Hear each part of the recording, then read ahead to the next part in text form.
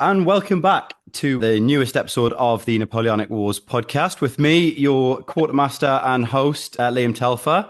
And I'm joined today in the co-pilot seat by someone I've never actually worked with yet on the show, Dr. Luke Reynolds. How are you, my friend? I'm well, Liam, and we may learn why you haven't worked with me yet on this one, but I doubt it. We interview each other pretty well, so I think we should be okay interviewing someone else, especially a veteran of the pod, friend of the pod, as we put it, who we've brought back today.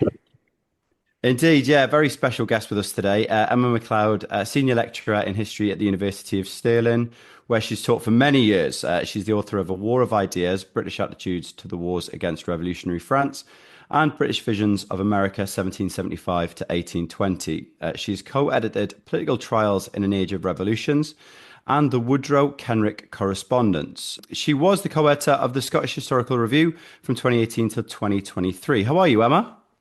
I'm really well, thank you. If you're happy, Emma, I'd quite like to just jump straight in and get into the questions. And we're talking today about it's a bit of a broad subject within your research, but sort of popular opinion and how that comes across in your research. And we tend to think of Britain as the perennial enemy of revolutionary and Napoleonic France. But the country was quite divided in how they saw the French Revolution, right? And the subsequent war and wars. So if you could unpack and sort of divide the viewpoints for us. Sure. So I think what's really interesting is that for ages, that what was called the British debate on the French Revolution, which tells you something about the division in itself, was characterized as quite a bipolar conservative loyalist versus radical reformers debate. But actually in recent decades, I think that's been complicated by various things. So historians have inserted what we might call a very small L liberal position somewhere in the middle between the diehard loyalists and the radical reformers. There's been a disputing of all of these labels. As soon as you've got a label, somebody's going to pop up and dispute it, right? And also the recognition that rather than there being a debate on the revolution and the war, which tends to indicate sort of fixed camps, there was actually quite a lot of fluidity in terms of what people thought about the revolution and the war. And this fluidity is caused by the development of events in France, the development of events elsewhere in the war, obviously, development events in Britain, and by individuals, quite understandably, quite humanly changing their minds as time went on. So I think that's fascinating. I think it's really interesting, and it's really easy to resonate with as somebody watching current events. You know, we change our minds all the time. So I can talk a bit more about that, but just briefly, you have the British government taking a position which changed over the first few years of the revolution from a sort of benign, mild Schadenfreude. The government quite happy that the French are occupying themselves, spent enough of the 18th century at war with them, right? So if they want to go and destroy their own house, that is fine, and will leave us time to concentrate on rebuilding our economy after the American Revolutionary War. But that changed 1791, 1792, as the revolution became more radical in itself, became more violent. The French monarchy is abolished, and it begins to look a bit more threatening in terms of what France intended for the outside world, that they weren't just concentrating on their own borders. So there's the government position. And one of the problems, which we can get into, is that the government, once we get into the war, is that the government ministers never quite agree on their aims and objectives. And that makes it very difficult for the government to take a kind of coherent position in the war. Then you have people that we might broadly call small c conservatives, loyalists, people whose default is to support the government and presume that the government is right, and that the French, with their track record of over the 18th century, are the baddies, and that the French Revolution is not to be welcomed. Again, most people follow the government and are not particularly concerned about the revolution for the first couple of years of the revolution. Some people are persuaded by Edmund Burke, Anglo-Irish politician who wrote his magnum opus Reflections on the Revolution in France, published in 1790, really quite an early, very substantial takedown of the revolution. And you get some people who are immediately persuaded by it. Some come to similar conclusions during 1791. But again, for most people, it's over the course of 1792, because of the abolition of the monarchy in France, because of the violence of the September massacres in Paris in particular, because of French foreign policy towards the end of the year, and because of the growth of radical reform societies in Britain who've been inspired by the French Revolution, again during 1792. So there's these loyalists, there's a kind of subset of them, sort of ultra-conservatives, people who really begin to wage a crusade against the French Revolution. And they are appalled also by the French revolutionaries' demolition of the Catholic Church in France, as well as the strictly secular political ideology. And they think, like Edmund Burke, that you've got to defeat the revolution in France, not just a case of protecting British borders or Britain's allies, you've got to defeat it in France. So that's all on the kind of heavily anti-French revolution, anti-France during the war side of things. Then you've got this sort of middle-ing position, the sort of liberal opposition, Whigs in Parliament. They're devastated by their divided attitudes to the French Revolution. You have those, particularly as we move towards the war, who are very hostile to the administration of William Pitt the Younger, but who feel that national security has got to come first. So they say that for the duration of the war, they will support the government.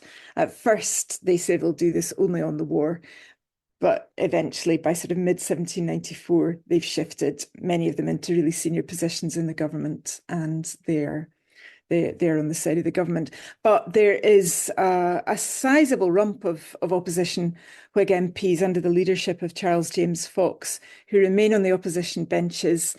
They think the danger of the power of the British executive to British liberties is greater than the danger of the French threat. And so they oppose the government and they support the French revolutionaries, even once we're into the terror, although that gives them significant private anxieties.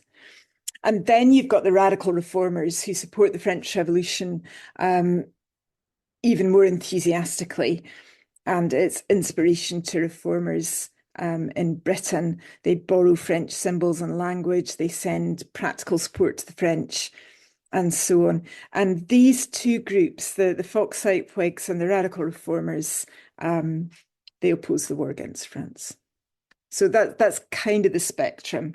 But I think I want to say that there's a significant amount of shifting as time goes on.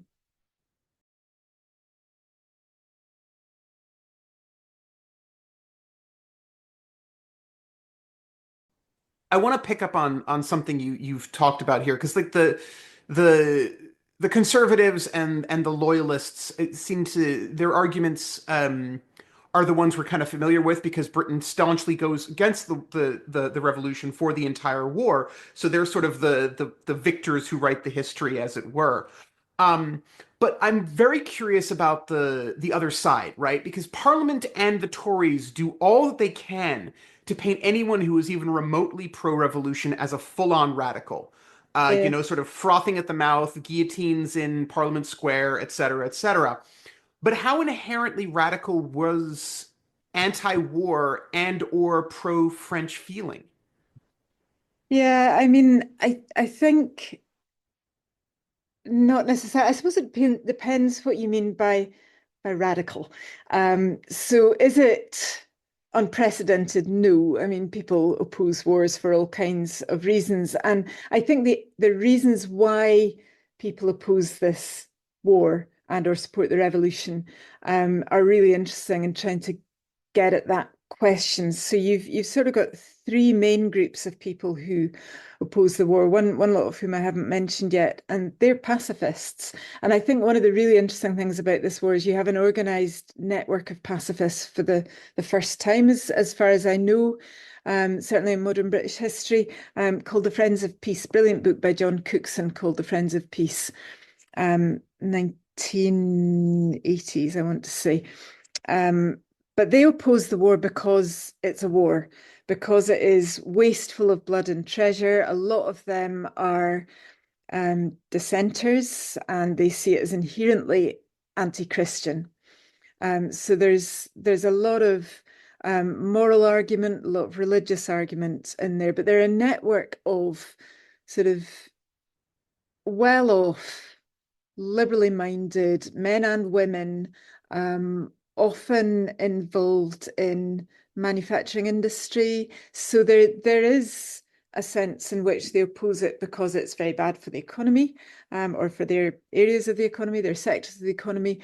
But they are really often, they're very convinced by religious argument against war. So the pacifists are really interesting. And I think that's, I don't know about radical, but it's an innovation of this war, this network, the Friends. It's not an organization with secretaries and presidents and what have you, but they're a correspondence network across the country. They know who each other is. They are writing lots of pamphlets. They're writing for liberal newspapers, like Benjamin Flower's Cambridge Intelligencer and so on. So they know who they are. So there's the political opposition to the government, who are simply opposing this war because the government is fighting this war, and the government says white, so we say black, or vice versa. And then you've got the radical political reformers who oppose it because they support the French Revolution. And they are radical reformers. I think that is a radical thing to do, because the French Revolution is even more radical than the American Revolution. It is directed against the British. We're at war fundamentally because France declares war on us. So you support the enemy. That is quite a strong step to take, I think. The Foxites, I mean, you can interpret them in a number of ways. I mean, I think they are opportunistic politically, but I also think they are really excited by the French Revolution, especially in the early days. It's not just the position that the government takes, which is not to be all that interested, or to be actually quite pleased that the French are destroying themselves. They are actually really quite interested. They think it is a rerun of 1688-89. And it's going to go further. They think it is another link in the chain that started at the Reformation, went through the Glorious Revolution, the American Revolution, the French Revolution, and it is the opening up of progress and liberty. It is the end of days for despotic tyrants, and they're really excited about this. And although we're talking about public opinion, here I am talking about MPs, I think there are people in the country who take virtually all of these positions. There are even radical Whigs in Parliament who would go significantly further than the Foxite Whigs. Not very many, but there's a number of people who are called the Mountain in Parliament after the Mountain in the French National Convention. So there are people outside who take these views as well. Thanks, Emma. And I think it's really important. I think we talked about it before, and certainly we've discussed it on the podcast, where those changes can come in, quite rapidly when, just because you support revolutionary ideals doesn't necessarily make you a radical. But then obviously when things like the terror start to become more widely known, and you can't blame people for almost changing their minds. But I do want to zoom in a little bit more now. Into your work specifically, which centers around these two gentlemen, the correspondence between these two gentlemen, Reverend James Wodrow and Samuel Kenrick. What can you tell us about them? I mean, I might have to stop. once I start. It's a wonderful correspondence. So just very briefly on this set of letters, they met as students in Glasgow University in the 1740s. Samuel Kenrick had come up from Wales, where he was a member of a huge, really interesting Presbyterian dissenting family, which meant he wasn't eligible to enroll at Oxford University or to graduate from Cambridge because he wasn't an Anglican. But Dr. Williams's library in London, which was founded on a bequest from a 17th century dissenter, Daniel Williams, had a scholarship scheme to send such students up to Glasgow University, and Kenrick got one of those.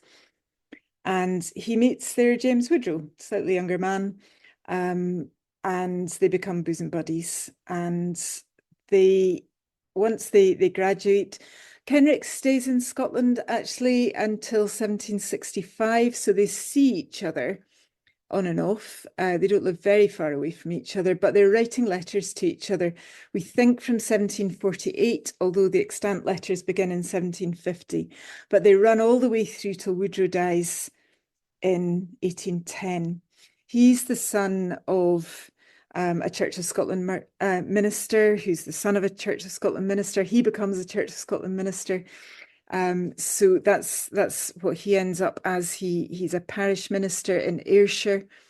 Kenrick is supposed to be destined for the Presbyterian ministry as well. In fact, he becomes more radical in his theological views over the course of his time in Scotland, really move towards Unitarianism.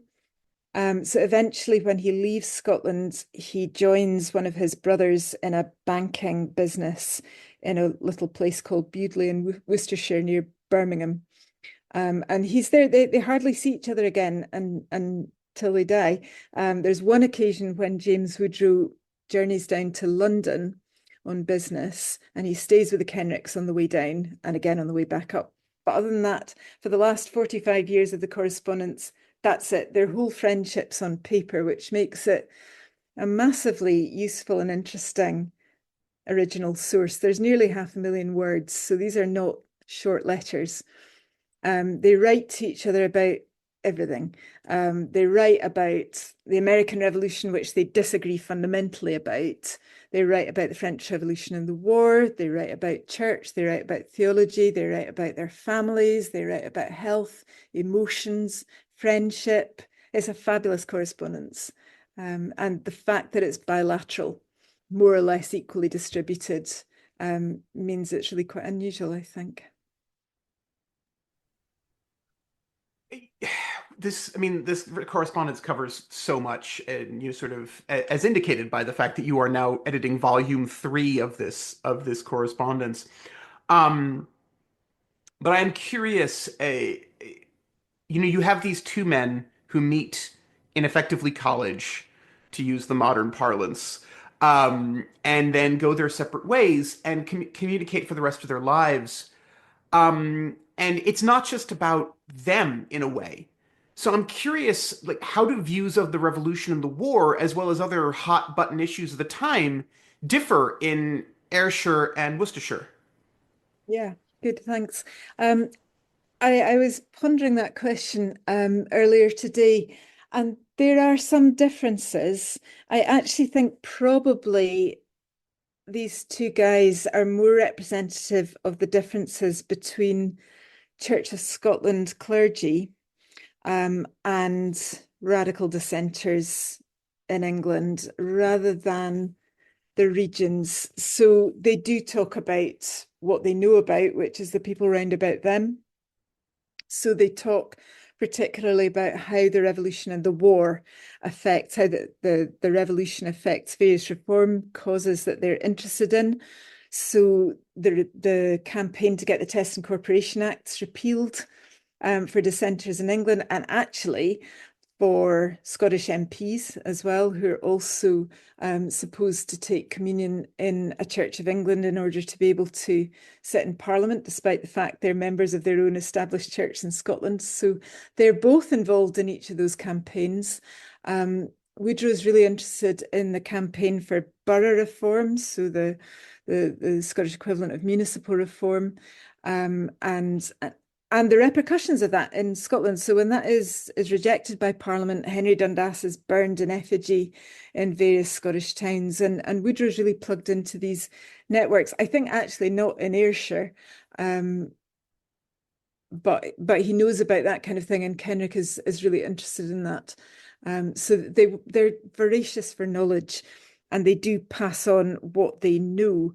But I think probably it's not so much that you're getting a very distinctively Ayrshire view on the revolution from Wodrow as a Church of Scotland ministerial view. And similarly, I think Kenrick is probably giving you a radical dissent, although the fact that he lives near Birmingham means that his letter with the details of the Priestley riots in Birmingham, July 1791, was published on its own in 1966 because it's one of the best accounts built on eyewitness statements that we have. His nephew was there, so he's really interesting. Kenrick goes and gives evidence at one of the inquiries. So there's that kind of event.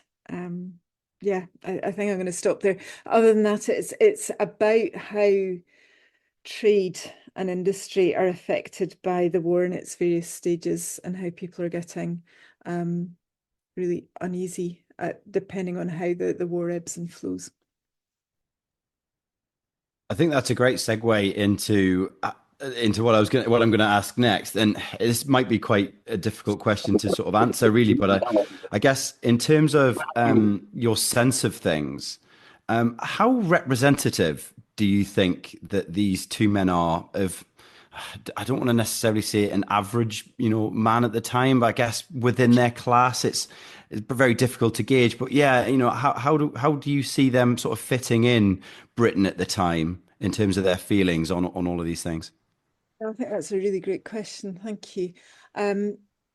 Actually, quite representative of the strands of opinion that they fit into. So if you think about the categories we were talking about at the start today, they probably coincide. So if you think about them overlapping, not fully, but partially, the overlap probably comes in the sort of liberal Whig space.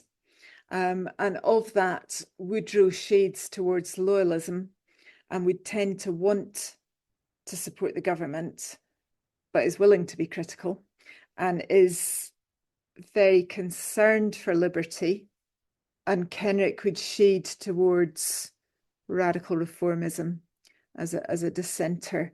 And in terms of the Wodrow and his concern for liberty, I don't think that's incompatible with his support for the government. We talked about the Tories earlier. I mean, William Pitt would describe himself as a Whig towards the end, for the rest of his life. He never accepted the label Tory, and it was really only after he dies in 1806 that it becomes okay to call that party the Tory party.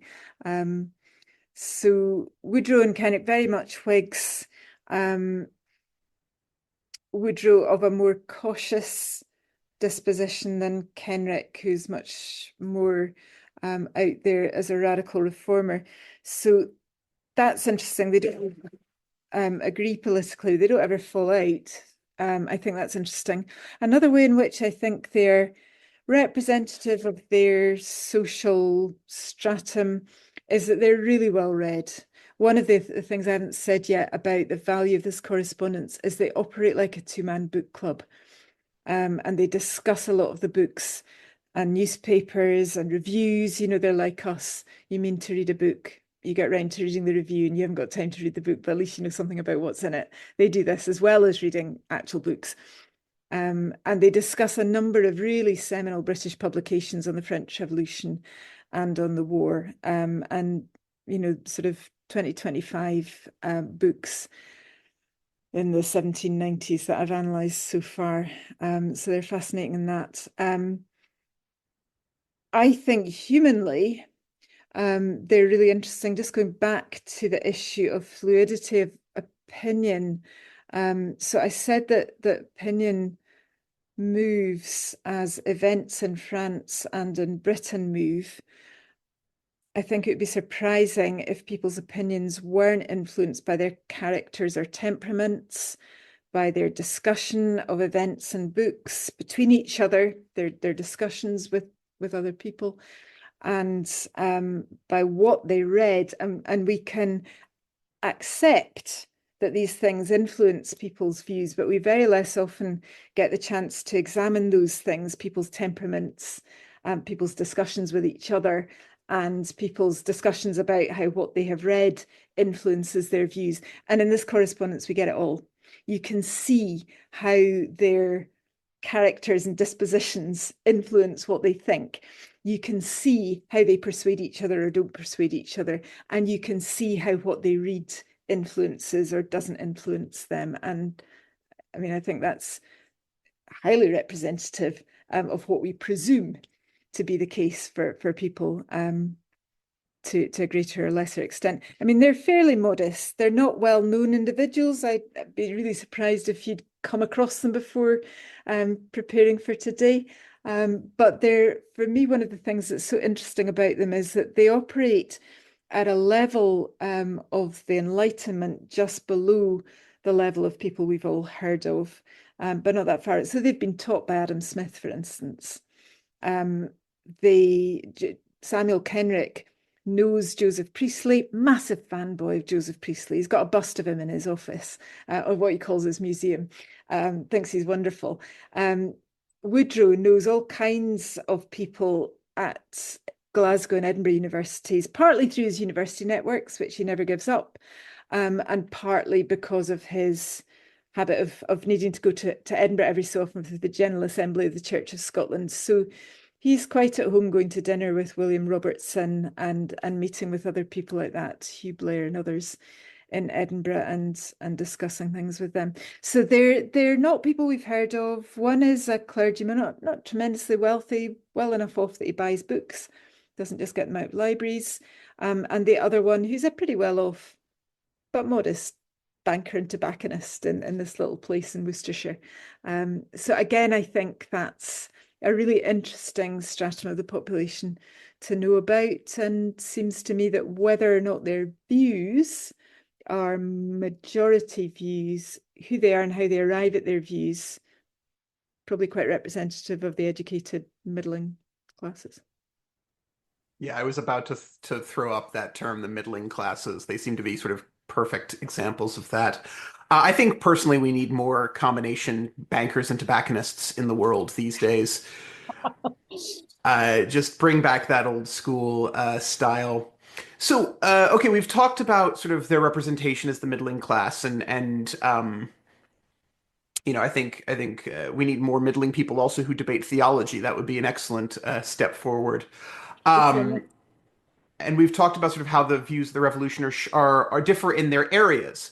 But this is a period, right, when Britain is going through, even strip out the revolution, strip out everything else, just concentrate on that island.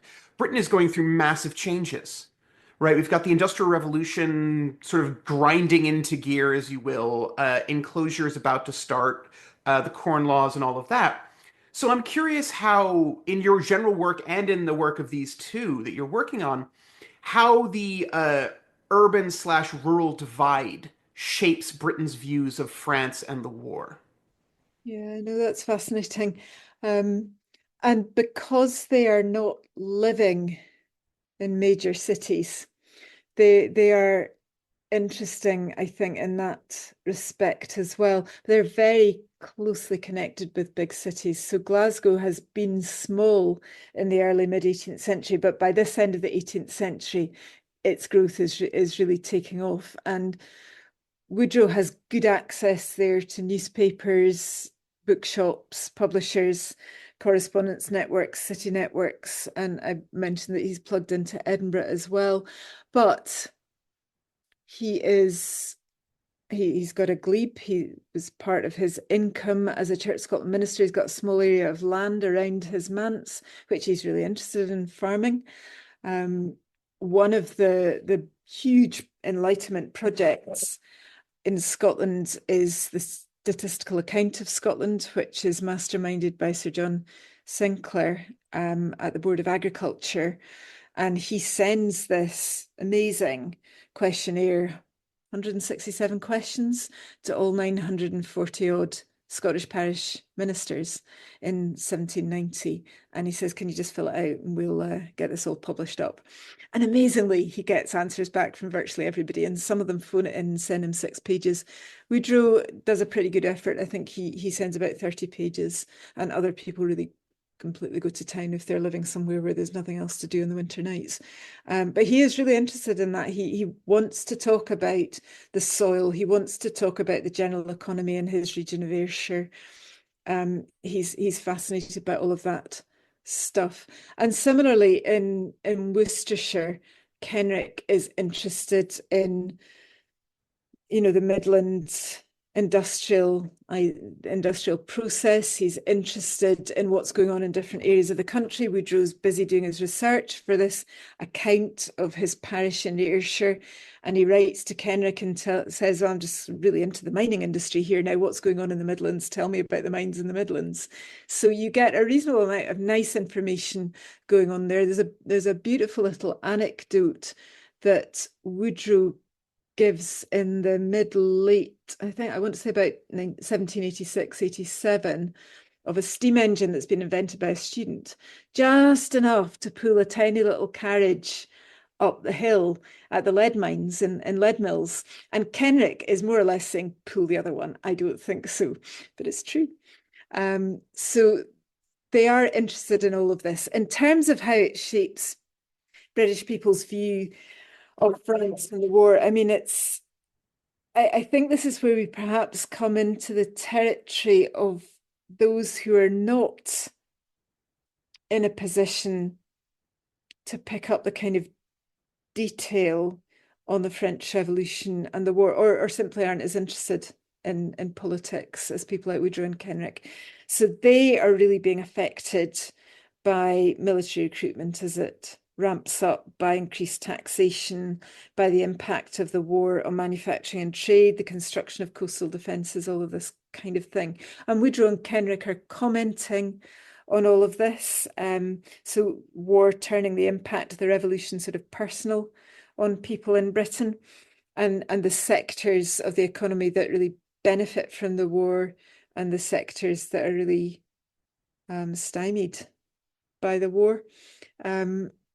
But that's not Wodrow and Kenrick. So they're commenting on that rather than actually experiencing it. You never really get from Kenrick that he's got a side hustle with hops, which his daughter really operates for him. You do occasionally get Mrs. Wodrow and Mrs. Kenrick corresponding about linen webs going back and forward across the country. So they've got that kind of side hustle going on as well. It's very sort of minimal comments. But by and large, I don't think... I mean, Kenrick actually, he's very interested in the banking crisis in Scotland in 1792-93, various provincial banks going under. But his bank is okay. Thus far, where am I at? I'm at 1794 at the moment. Maybe it's all going to go pear-shaped, but he doesn't go pear-shaped. That's fine. The period that your work covers, and clearly the lives of these two guys, sees Britain at war with two separate republics, right? A fledgling one in the United States, and then a war with France. And I wonder, what's your sense of how popular opinion differed in regards to war with France compared to America? And does that manifest itself in the correspondence between Wodrow and Kenrick? Yeah, well, so the difference for them is they're completely opposed. So Wodrow he's really sad about the Americans going, and he doesn't always think the government is right. But basically, you're a colonist. You're there to service the metropolitan. If you've chosen to be there, that is your job. And it doesn't mean that the government is always doing the right thing, but you don't go to war. You don't try and separate yourselves off. So he is, for a long period, pro-government in this war with a sort of heavy heart.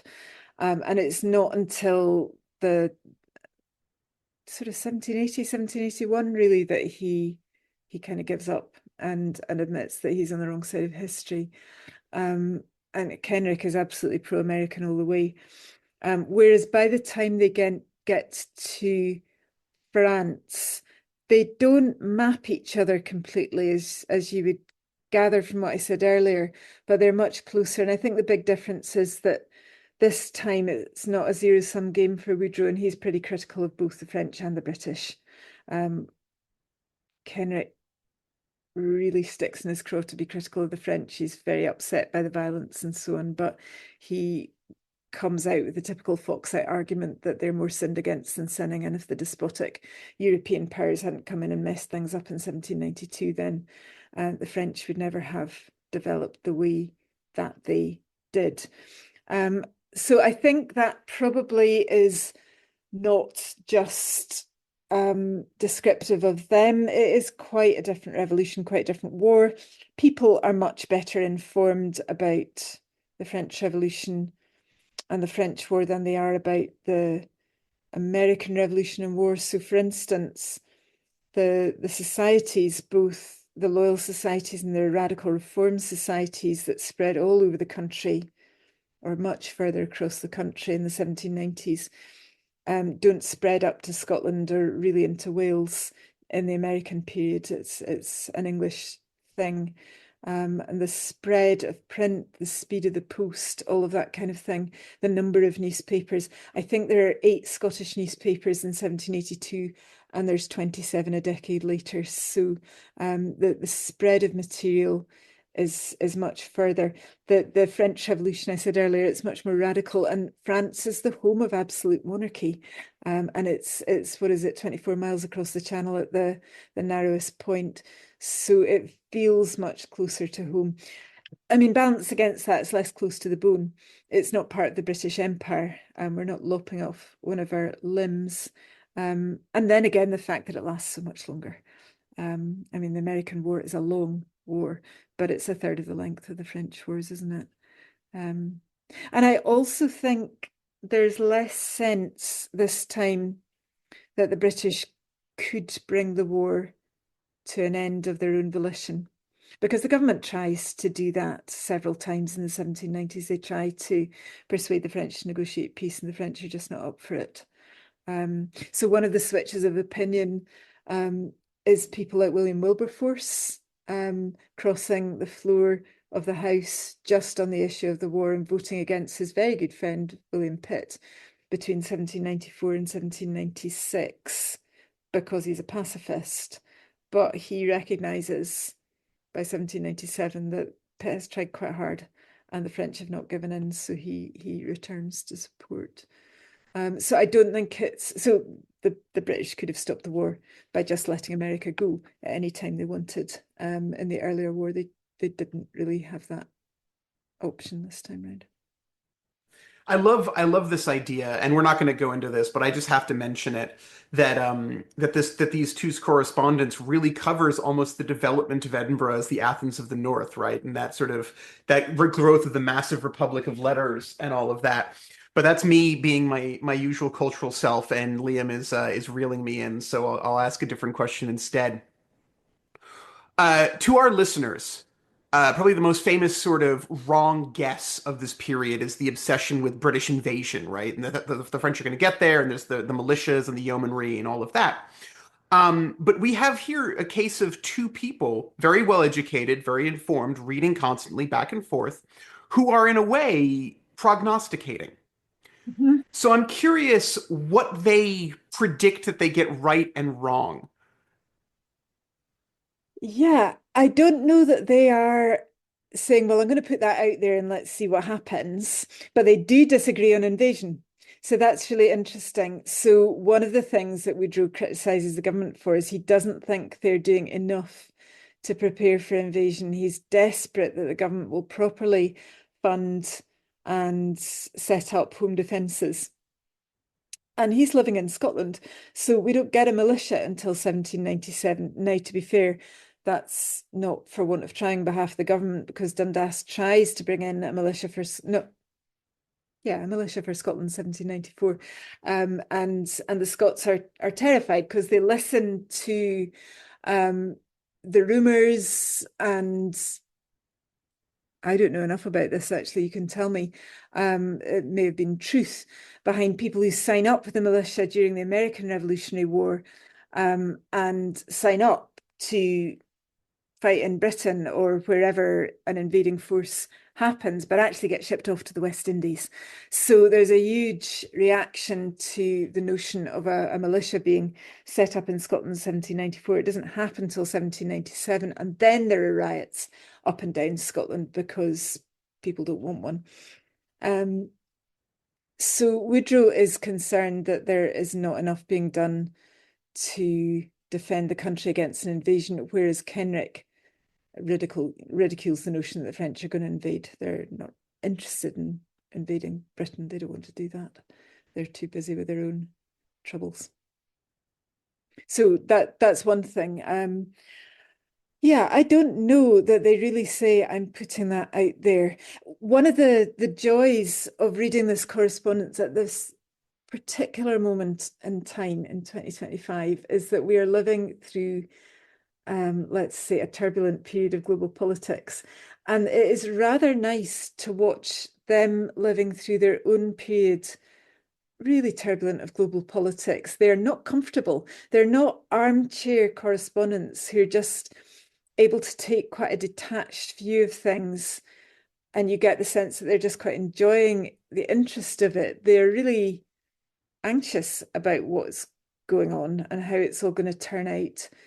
And there is something about reading it and thinking, well, this time came and went. It wasn't great. Lots of people really suffered. Lots of people killed. Lots of people had their businesses go under and so on. But here we are. We've lived to tell the tale, and now we're going through global politics 2025. And there's a little bit of fellow feeling with watching them go through it. So I don't think it's that they are theoretically putting things out there to see what happens. Wodrow does briefly acknowledge that he got it wrong in America, and therefore he's a bit more cautious this time round. But I think that's sort of his temperament anyway. He always wants to see both sides of a question before he makes up his mind. And so he will criticise a periodical if he feels it's only giving one side of things. He wants to see both sides. It's interesting.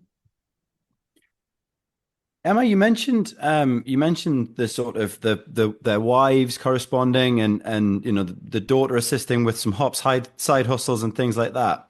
And I kind of just want to get into their families a little bit and wonder if do you get any sense from their correspondence? Certainly something I do if I'm talking to Luke or talking to Zach, and how's your missus, how's the family, that sort of thing. And do we get a sense of how the war, and maybe we'll have to wait for future volumes, I'll put this out there now, but how the war affects their families directly, and their sort of their experience of what becomes the home front, as it were? Yeah, absolutely. Although for Wodrow, it's really a sad period for him. So they both are family men. Wodrow had two surviving boys and two surviving girls. The boys both die at university of different illnesses within 3 months of each other, and it's just ghastly. One of the most emotionally laden periods of the letters. Kenrick doesn't quite know how to handle it. And actually that's more moving than him passing off some beautifully crafted paragraph of sympathy. So Wodrow's left with his two girls and his wife, and Kenrick only ever had one daughter, and they're huge fans of their daughters. Wodrow's elder girl is probably what we would call dyslexic. He doesn't use the term, but he describes it really very accurately. He's enormously protective of her, and will absolutely fight tooth and nail to explain how intelligent she is, how bright she is. She just can't spell to save her heart.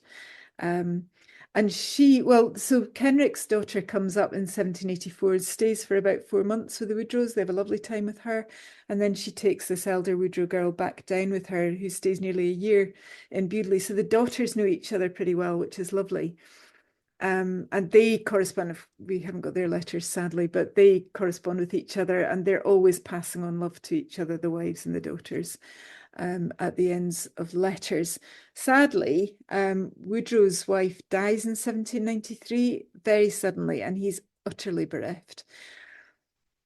Happily for us, that means he goes to Ireland for a stay of several weeks to stay with an old pupil.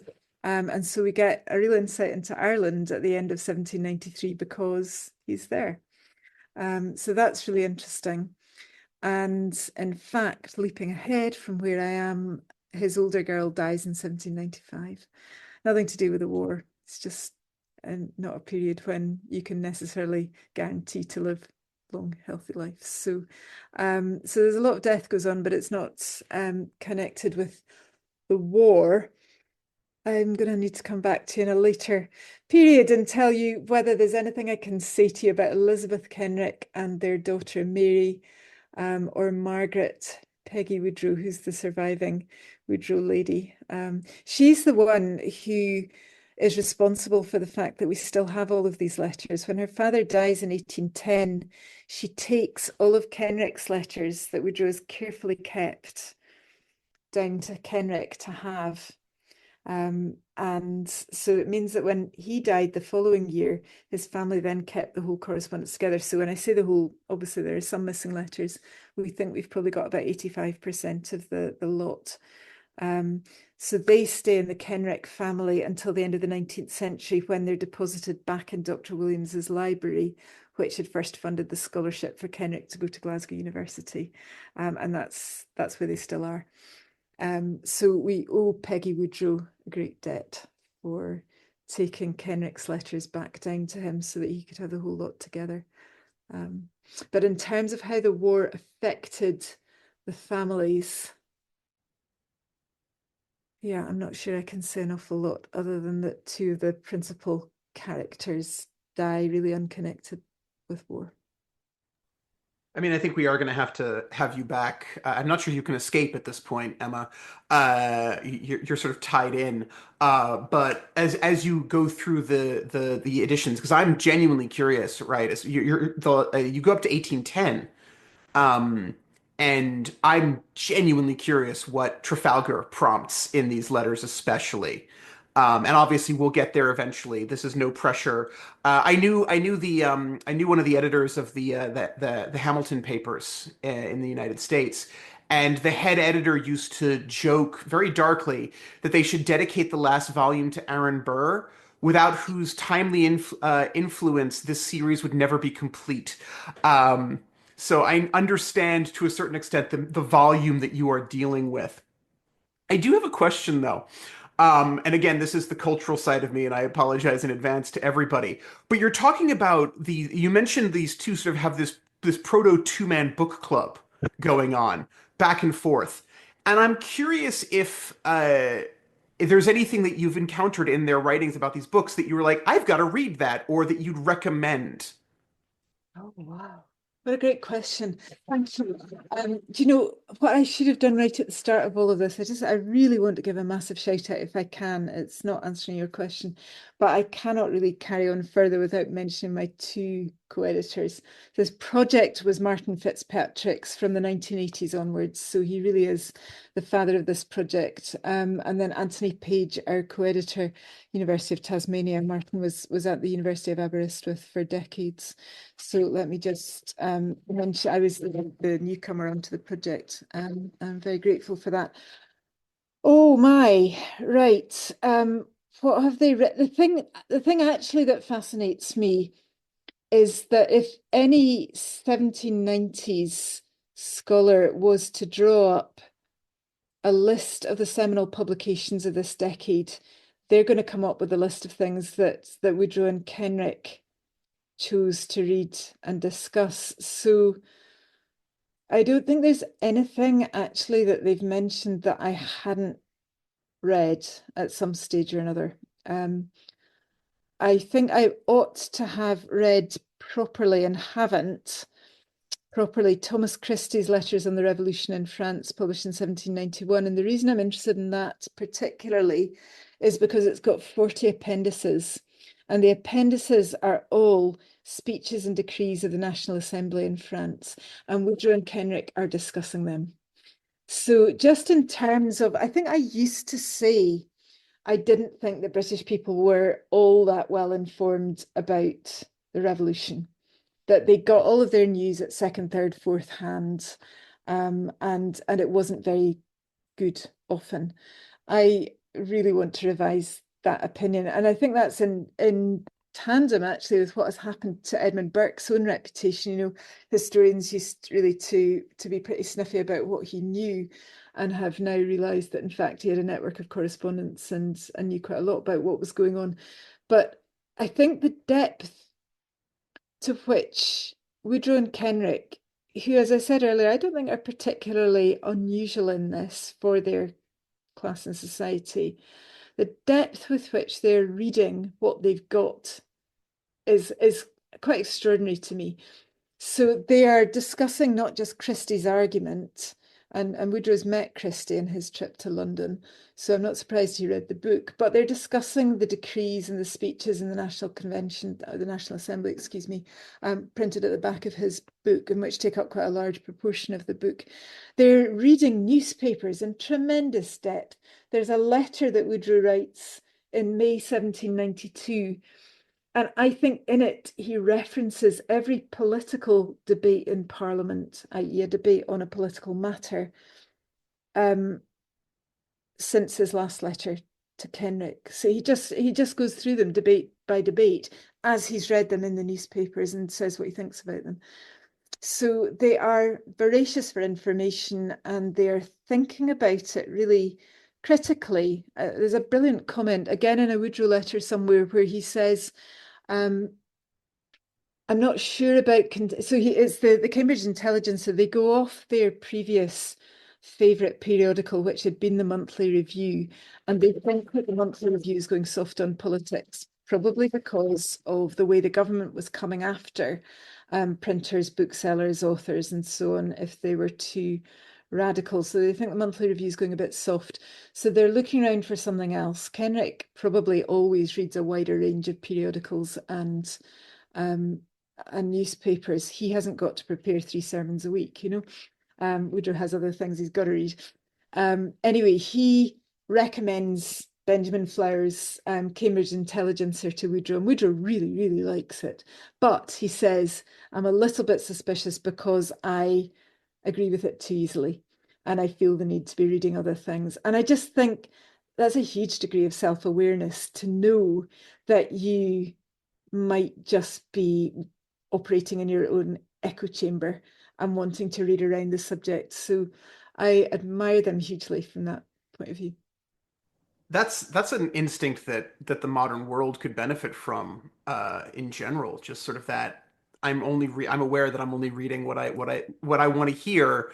Let me push myself. Let me go into something slightly more. Yeah. If they didn't live in the age of Twitter X, but I mean, some of these letters run to 6, 7, 8, 9,000 words. So we simply wouldn't have the depth and extent of thinking if they had done. They certainly would be going for threads rather than the one post. Absolutely. But it's wonderful to have the scope of thinking that you get. I can imagine. This ties me really neatly into our last question. And I think you've covered a bit of this already, but I just sort of want to ask it to you explicitly to give you the chance to sort of to go at it with both barrels. You are immersed in this correspondence to the point where you almost feel like you know these people. They're intimate acquaintances of yours. So what's your favorite quirk about them? Or alternatively, if there isn't one, what has surprised you in their correspondence? Yeah, thank you. I suppose it's a bit of both. I think it is the fact that they can hold this friendship together for so long. It's so precious to them that they can be a wonderful model of enlightenment, candor in discourse. They can really, really disagree with each other and not fall out. I mean, I just think that's absolutely wonderful. So they do that in the American Revolution. I suppose by the time you get to this period, they've got a track record. They know they can totally disagree. So in the American Revolution, what happens is they try for the first few years to persuade each other. And then when they realize that's not happening, it's almost a self-defense. Don't think I'm bad for supporting the Americans. Don't think I'm appalling for being pro-government. And they get through the end of that. So by the time they get to the 1790s, they're older, they're in their mid-50s, heading towards their 60s. And they're settled and so on, but they still have the capacity really to annoy each other. There's a moment when Kenrick is so cross that he writes a note on Wodrow's letter. It's a memo to self, so that when he writes the proper thing, he's absolutely got the point he wants to make in his mind, and he blasts it off. And Wodrow realizes that he has written too quickly. He dashed off this letter quite carelessly, and Kenrick has misunderstood what he was trying to say. And that tells us something actually also about the speed of the post by the 1790s. It is really sped up by the 1790s. So a letter from Kenrick written on the 21st of April is being answered by Wodrow on the 28th. And he is dead keen. They don't normally respond that quickly. They're normally too much. Almost every letter starts, I'm sorry it's taken me so long to respond. But this one, he's so keen to say, don't fall out with me. I didn't mean that. What I was trying to say was this, it's okay. But they very rarely get to that heat, that temperature of crossness with each other. And again, I think that's something we could learn from. They can talk to somebody that they know to be a good actor who really disagrees with me. And they don't just say, well, look, let's agree to disagree. Let's not talk about that because we'll damage a friendship. They say, no, I want to know what you think. And I respect your view. Respectfully, I completely disagree. I think that's great. It is brilliant. And there's just so many modern parallels that I think as historians, we look at the past sort of very differently and don't consider it was live. It was live for the people there. And I think it's just such an interesting viewpoint. Emma, thank you so much for coming back on the show. We're going to wrap there, but like Luke said, don't think you'll be getting away too easily. I mean, there are many events of the Revolutionary and Napoleonic Wars that we're going to need to cover with these guys. I think Luke mentioned Trafalgar. I would like to hear about what they thought about Napoleon's coronation. So we'll definitely have to have you back on. Emma MacLeod, Senior Lecturer in History at the University of Stirling. Thank you so much once again, and we'll put links to all of your work in our show notes. Thanks for listening, everybody. And once again, the Napoleonic Wars podcast will be back very soon. Did you enjoy this episode? Be sure to subscribe so that you can find your way back to us. If you want to stay up to date with all the latest news from the show, sign up to our mailing list. The link is in the description. And don't forget that you can enjoy early access, exclusive episodes, online courses, and much, much more on Patreon. The link is in the description. And if you're looking for personalized merch for the Napoleonic nerd in your life, drop us a line on social media and we can design something for you. Shout outs to our patrons who, at the time of recording in mid-May 2025, were in the mentioned in dispatches tier, Brendan Teeling, Beatrice de Graaf, Lynn Dawson, Jim Deary, Josh Keeney, Colin Fieldhouse, Jim Getz, Jeff Maple, Robin Brasher, Indiana Fats, Stephen Gillen, Hugh Brennan, Alistair Campbell-Grieve, Andy Meakin, Mark Anscombe, Rob Coughlin, Bruins Girl, Noah Fink, Miles Reedy, Nick Overland, Graham Goodwin, Chris Pramas, Anthony Gumbau, Ian Harding, Anonymous American, James Fluick, Natasha Hobday, Rod Schwager, Chris Kimball, Gary Dennis, Ted Andrews, Richard Anderson, Arthur Forgy, Sam Moore, Wyatt Pollock, Joe Ayres, Darla Vincent, Peter Findlay, Giovanni, Steve Gillen, Jean-Baptiste Van Merlen, Daniel Friedman, Neil Reed, Jonathan Willits, and Wojciech Stefanovic. The Admirals, John Haynes, Mike Guest, Rachel Stark, Mark Duckers, David Priest, Graham Callister, Sean Sullivan, Stephen Ashworth, Reto the Sci-Fi Fan, Tim Day, Jason Morn, and Tim Pritchard. The Chiefs of Staff, David Maxwell and Adam Coslin, the Marshals, Ryan Diamond and JC Kaiser, and in the Legion to Scholars tier, Kate Walcombe, Clemens Beman, Dan Hazelwood and Bob Burnham. And in the Crown Yourself tier, Emperor of the First French Empire Todd Campbell and Duke of Wellington Laird Campbell. We'll be back very soon, but until then, this has been the Napoleonic Wars pod. On behalf of myself, Liam, Luke and Josh, take care of yourselves, folks. Stay well. And as always, thank you for listening.